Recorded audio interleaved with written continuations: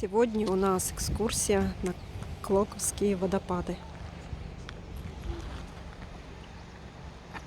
Туда идем. Хоп.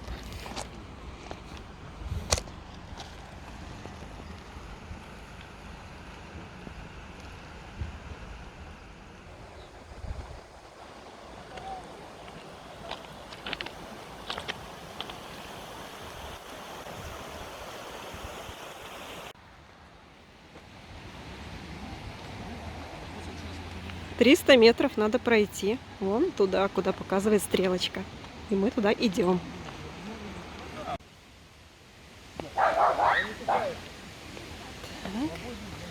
Чуть-чуть отошли оттуда. Так.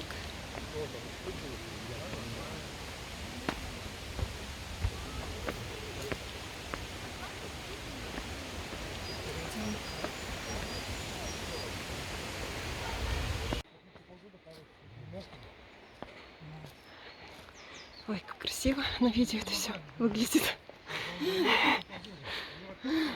Ага, такой я. Ой, вкусно. Черный пахнет. Что за трава?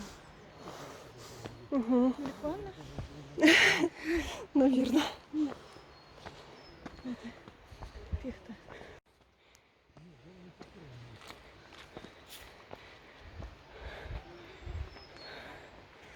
Сюда. Тропиночки.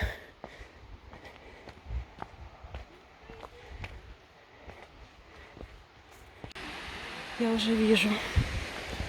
Я уже все вижу. Хоп-хоп-хоп.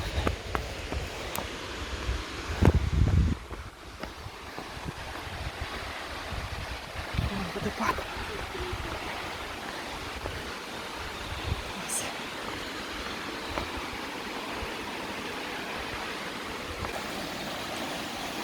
Ты на меня видео не срабатывает?